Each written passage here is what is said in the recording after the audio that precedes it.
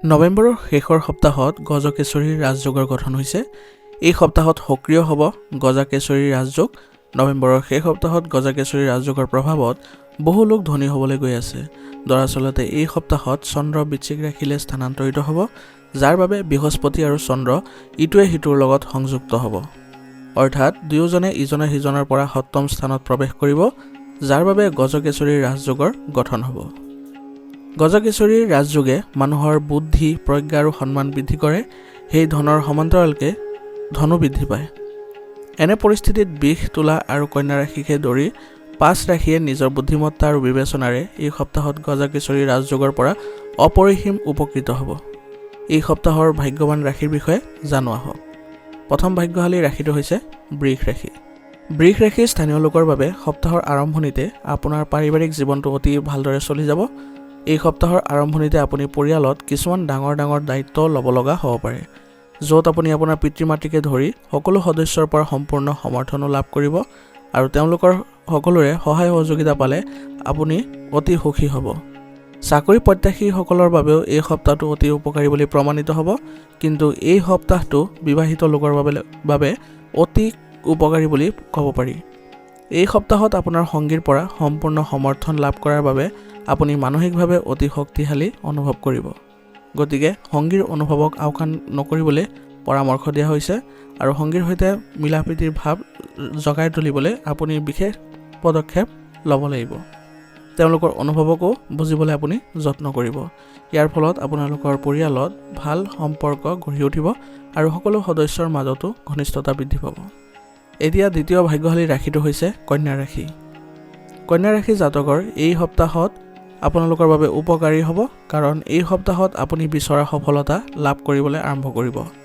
লগতে এই সপ্তাহত আপুনি দীৰ্ঘ দূৰত্বৰ যাত্ৰাটো যাবলগীয়া হ'ব পাৰে আৰু এই যাত্ৰাবোৰ আপোনাৰ বাবে বিশেষভাৱে ফলপ্ৰসূ হ'ব।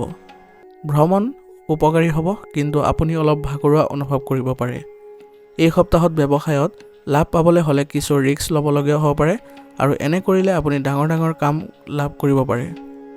এই গোটেই সপ্তাহটোত পৰিয়ালৰ সদস্যসকলে আপোনাক সম্পূৰ্ণৰূপে সহায় কৰিব। যিসকলে প্ৰেম বিবাহত হ'ব বিচাৰে, তেওঁলোকে এই সপ্তাহত তেওঁলোকৰ প্ৰেমৰ বিবাহৰ অনুমোদন লাভ কৰিবলৈ সক্ষম হ'ব আৰু যাৰ বাবে আপোনাৰ মন বৰ সুখী হ'ব আৰু আপোনাৰ প্ৰেমৰ সংগীয়েও আপোনাৰ এই কথাবোৰ শুনি তেওঁৰ মনটো আনন্দমুখৰ পৰিৱেশৰ সৃষ্টি হ'ব। এই ৰাশিৰ যুৱক যুৱতীসকলে এই সপ্তাহত বেছিভাগ সময় খেলা-ধূলাত বা মনোৰঞ্জনত কটাব। তৃতীয় ভাগ্যশালী ৰাশিটো হৈছে তুলা ৰাশি। এই সপ্তাহটো তুলা ৰাশিৰ স্থানীয় লোকৰ বাবে অতি শুভ হ'ব, কাৰণ এই সপ্তাহত আপুনি প্ৰতিটো খোজতে সুখ আৰু সৌভাগ্য লাভ কৰিব। এই সপ্তাহত আপুনি আপোনাৰ কেৰিয়াৰত ইমানখিনি সফলতা লাভ কৰিব যে আপোনাৰ প্ৰতিদ্বন্দ্বীসকলে আচৰিত হ'ব। সেইবাবে আপোনাৰ কঠোৰ পৰিশ্ৰম অব্যাহত ৰাখিব। পৰীক্ষা প্ৰতিযোগিতাৰ বাবে প্ৰস্তুতি চলাই থকা লোকসকলে এই সপ্তাহত কঠোৰ পৰিশ্ৰম কৰা দেখা যাব আৰু তেওঁলোকৰ এই পৰিশ্ৰম সম্পূৰ্ণ ফলদায়কো হ'ব। আপোনাৰ মনটো অধিক ধৰ্মীয় আৰু আধ্যাত্মিক কামৰ ফালে ধাৱমান হ'ব আৰু এই সপ্তাহত আপোনাৰ লেনদেনৰ সমস্যাবিলাকো সমাধান হ'ব। পাৰস্পৰিক বিশ্বাস আৰু ঘনিষ্ঠতা বৃদ্ধি পাব।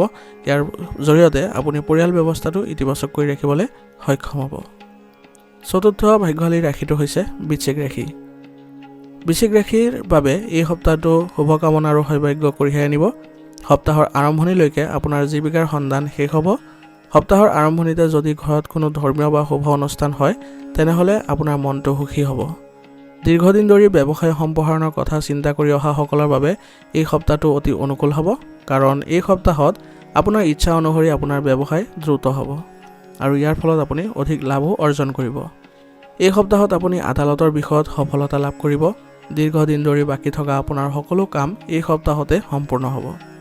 যদি আপুনি আপোনাৰ সৰু সমস্যাবোৰ নাইকিয়া কৰে, তেনেহ'লে আপোনাৰ সামগ্ৰিক স্বাস্থ্য স্বাভাৱিক হ'ব। এই সপ্তাহত আপুনি যি টকা উপাৰ্জন কৰিব, সেই ধন ভালদৰে বিনিয়োগ কৰাত সফল হ'ব। পঞ্চম আৰু অন্তিমটো ভাগ্যশালী ৰাশি হৈছে মীন ৰাশি। এই সপ্তাহটো মীন ৰাশিৰ স্থানীয় লোকৰ বাবে সুখেৰে ভৰা হ'ব।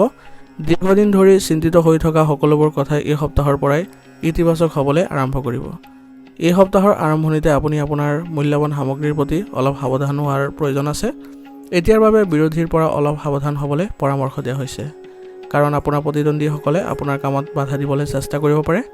এই সপ্তাহত আপোনাৰ বন্ধুসকল আপোনাৰ বাবে উপকাৰী হ'ব। তেওঁলোকে আপোনালোকৰ সকলো উত্থান পতনত সহায় কৰিব আৰু আপোনাৰ কাষত দৃঢ়ভাৱে থিয় হ'ব। আপোনাৰ প্ৰেমৰ সংগীয়ে আপোনাৰ সমস্যাৰ সৈতে মোকাবিলা কৰাত আপোনাক শক্তি দিব। ফলত আপোনাৰ আত্মবিশ্বাসো বৃদ্ধি পাব আৰু আপোনাৰ প্ৰেমৰ সম্পৰ্কটো ঘনিষ্ঠতা বৃদ্ধি পাব। ধন্যবাদ। যদি ভিডিঅ'টো ভালে লাগিছে তেনেহ'লে ভিডিঅ'টো লাইক কৰিব আৰু চেনেলত যদি নতুন হৈ আহিছে তেনেহ'লে আপোনালোকৰ শুভ সময় আহি পৰিছে চেনেলটো ছাবস্ক্ৰাইব কৰি ল'বলৈ আৰু কমেণ্টত ওম নমঃ শিৱায় লিখিবলৈ নাপাহৰিব।